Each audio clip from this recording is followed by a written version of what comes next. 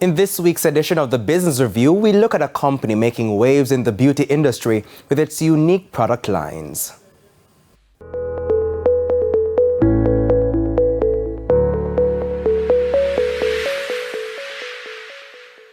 Zipporah Hair Care and Skin Care. For founder of the company, Carmen Thomas. In 2015, I had a brain tumor, which left me struggling with smells, chemicals, different things caused my body to react when I smelled them.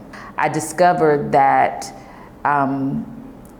different ingredients do cause an endocrine response in the body, which is what was affected in my brain when they removed the tumor. I was left blind for several days.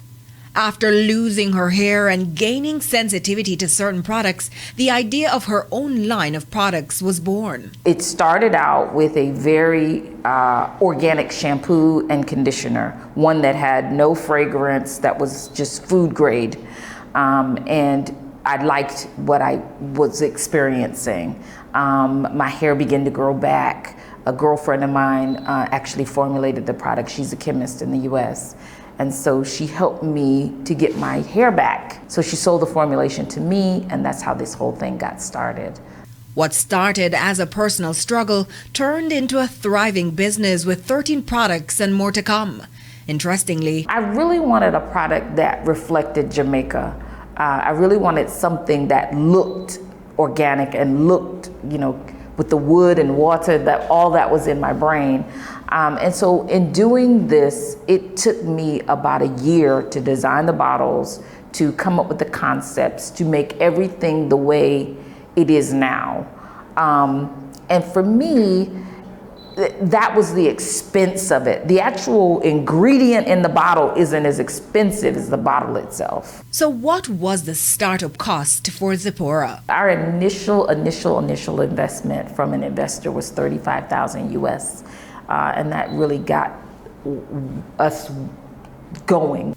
The Zipporah line of products are also being exported to international markets, but it wasn't without challenges. We started exporting with Amazon. That was the first thing. And like I said, that happened during COVID. When Jamaica shut down and we had all this product in our warehouse, I didn't know what to do. Because we had started in 2019, so by 2020, we hadn't gotten in Fontana yet. We hadn't gotten in Monarch yet. We hadn't gotten in all the stores that we're in now. And so I had all this product, so I had to figure out what to do with it. And strategic moves.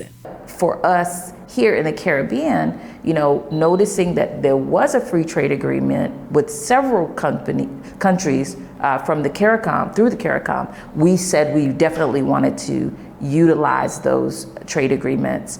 She also says that there is no trade route to Africa, and that creates a challenge for the company to export.